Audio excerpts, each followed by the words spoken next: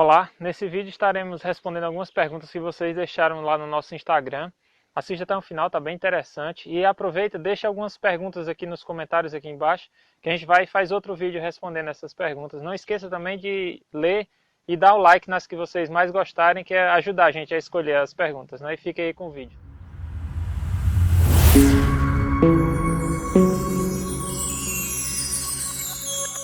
Vamos aqui para a primeira pergunta, né? Como é a relação manejo versus período na seca e nas floradas aí na Caatinga? Bem, vocês já devem saber, até mesmo pelo nome do Meliponário, né? Meliponário Rainha da Caatinga, a gente está aqui no Ceará, tem a predominância no seu bioma, o bioma Caatinga, que é caracterizado pelo clima seco e quente, né? E nós aqui ficamos muito próximo da linha do Equador, né? Nós não temos a definição perfeita entre as 4 estações do ano. Basicamente, nós temos 2 estações, assim, né? Que seriam a quadra chuvosa, que é de fevereiro a maio, que é o período que a gente está agora, que tem abundância de flores. Normalmente aqui a gente chama de inverno, né? Que tem as chuvas e tem abundância de alimento, principalmente das plantas herbáceas. E tem o resto do ano, né? Que é a parte seca, onde não tem praticamente oferta de alimento para as abelhas, a não ser algumas plantas arbóreas que acabam florescendo, né, como a jurema. E uma coisa interessante, né, das plantas aqui da Caatinga, que normalmente nas chuvas as plantas herbáceas elas brotam com abundância e dão floradas bem intensas, uma oferta muito grande de alimento. As plantas arbóreas também elas voltam a brotar e ficam muito frondosas, e as flores já são mais tardias, né, para o final dessa época chuvosa. E quando chega no período seco, as plantas herbáceas morrem praticamente que todas, enquanto as plantas arbóreas elas soltam suas flores, né, as folhas caem e ficam só aqueles galhos retorcidos, recobertos normalmente com cera, com aquela característica cinza a branco. Então fica aquela mata branca, que é justamente o nome, né, que Caatinga significa justamente isso, mata branca, né? Que é a característica. Então as abelhas que estão inseridas nesse bioma, elas, como o exemplo da jandaíra, elas são bem adaptadas a essa variação de oferta de alimento. Então a característica da jandaíra é ser muito intensa nessa coleta de alimento nas primeiras, rapidamente, de forma bem rápida. Então nas primeiras chuvas, que logo as primeiras flores surgem, elas rapidamente vão coletar esse alimento para armazená-lo e poder se manter no período seco. As próprias rainhas, quando estão no período chuvoso, elas aumentam a postura, aumentam a quantidade de zangões e de princesas que vão nascer nessas crias, e o contrário também acontece, né? Quando está no período seco, as crias normalmente reduzem, porque a rainha diminui a postura, justamente para que aquele alimento armazenado ele consiga durar a época seca todinha e venha o enxame a estar bem até a nova época chuvosa. Então nosso manejo tem que ser observado todas essas características, como em qualquer outro lugar do mundo. A gente tem que se focar nessas características. Então o nosso manejo que a gente aplica aqui, qual seria? Como a gente está intensamente multiplicando os enxames e a gente coleta mel, no período seco a gente está alimentando os enxames. Ou seja, se a gente for seguir o mais correto, o ideal para ela seria nesse período agora, no final do período chuvoso, a gente está multiplicando os enxames, né? Porém, a gente não faz isso, a gente opta por deixar eles sem multiplicar para eles conseguirem coletar mais mel, que é muito procurado aqui com a gente, o mel de jandaíra. E no verão, no período seco, a gente está alimentando, mantendo esses enxames fortes e fazendo a multiplicação desses enxames no período seco. Que aí quando chega no novo período chuvoso, eu vou ter mais enxames e os enxames ainda razoavelmente fortes, para começar a coletar o mel. Uma coisa também que a gente, se ela tiver armazenado desse alimento, a gente tem que recolher também para que elas façam mel puro de flor, né? Das floradas. E uma coisa interessante a gente vê também, eu já observamos, a gente só teve um ataque de florídeo, uma única vez, que foi quando a gente adquiriu alguns enxames, por coincidência era na época chuvosa. Então, o florídeo ele só atacou as nossas abelhas enquanto ainda estava o clima relativamente frio, né? Que é frio aqui para a gente, e úmido. Quando começou a época mais seca, ele sumiu por si, simplesmente parou o ataque dos florídeos, e o que não é observado em algumas outras inimigos, né? Como por exemplo a formiga. A formiga aumenta o ataque delas, né, nesse período chuvoso. Porém, no período seco ela também está presente, né? Junto com, como por exemplo, a lagartixa, que já nesse período chuvoso assim, ela já tem mais oferta de alimento, né? Alguns outros tipos de insetos, então ela não tem, a gente não tem tanto problema com ela. Basicamente é isso aqui. Se tiverem mais dúvida, deixa aqui. Aqui vamos ver, ler a segunda pergunta, né? Que é: quais são todas as abelhas sem ferrão de incidência natural no Ceará? É uma pergunta um pouco complexa, porque eu vou ficar até devendo essa resposta concreta, porque assim, não existem tantas pesquisas relacionadas a esse assunto assim como a gente desejaria, e, e muitas abelhas até nem foram descobertas ainda, então é complicado falar isso. Além de que o Ceará é um dos locais assim abençoados que tem uma diversidade de espécies muito grandes.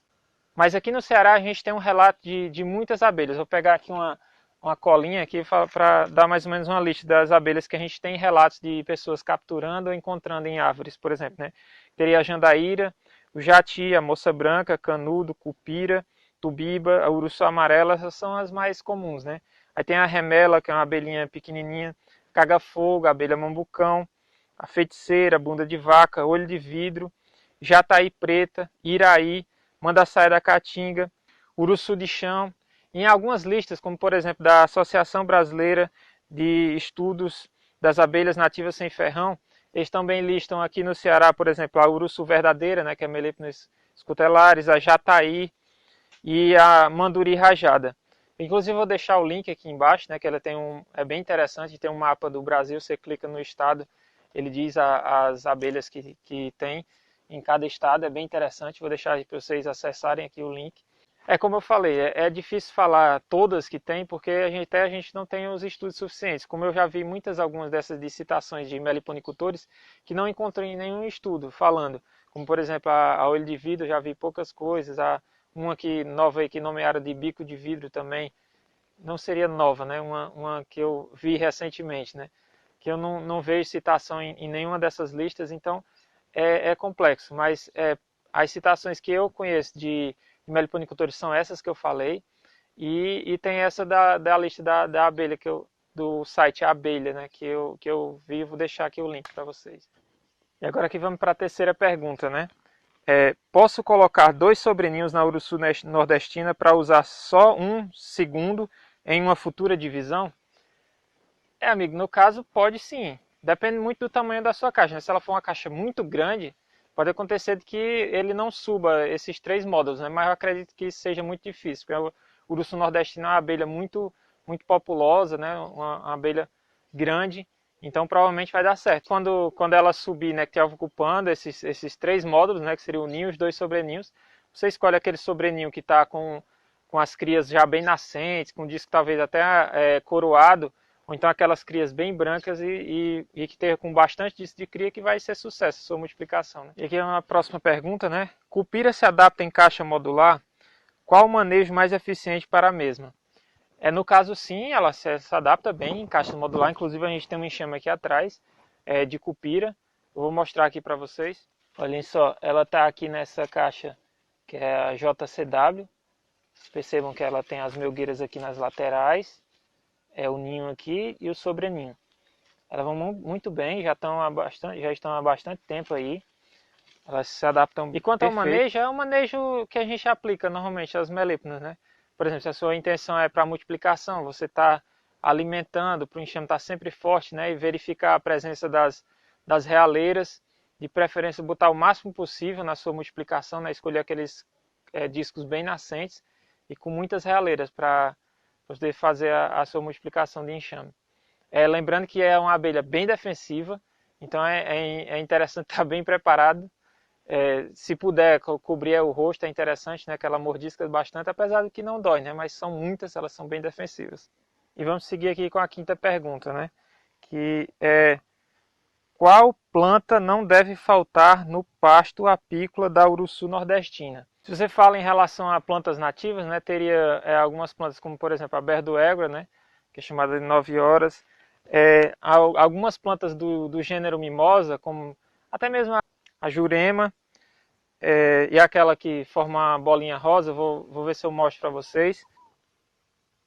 Observem, ó, essa daqui é uma planta herbácea, né? Ela forma essa bolinha aqui que tem muito pólen nessas extremidades, não sei se vai dar para focar. Ela tem essas folhas assim dessa forma. E ela é uma herbáceazinha, uma erva, fica no chão, né? Ela é bem abundante aqui nessa região aqui do nessa cercada, é muito visitada pela maioria das abelhas nativas. E da mimosa também tem aquela que é uma planta herbácea, que é essa bolinha aqui, ela no caso, essa florzinha dela, ela é amarelada. É muito usada em arborização também.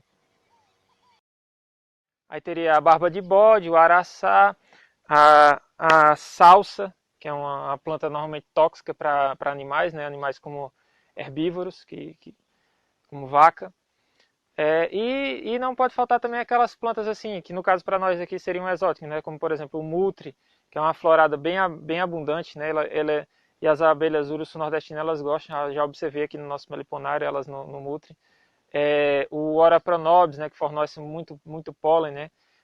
O urucum, caridão, são algumas plantas que podem ser introduzidas, né, para eles, mas sempre lembrando, é preferível sempre as plantas nativas, quando na falta delas, né, de oferta das plantas nativas, que são muito interessantes, né, também. E a próxima pergunta aqui, né, será que tem mandaçaia aqui na região de Canindé e Fortaleza? Curiosidade minha. Amigo, eu acredito que não, pelos relatos que eu vejo e alguns estudos, né, nunca vi nenhuma citação do tipo. Nessa região específica, você citou do Ceará, não acho que tenha a mandaçaia não, sendo que no Ceará tem a mandaçaia da caatinga, né? E agora vamos aqui para a penúltima pergunta, né?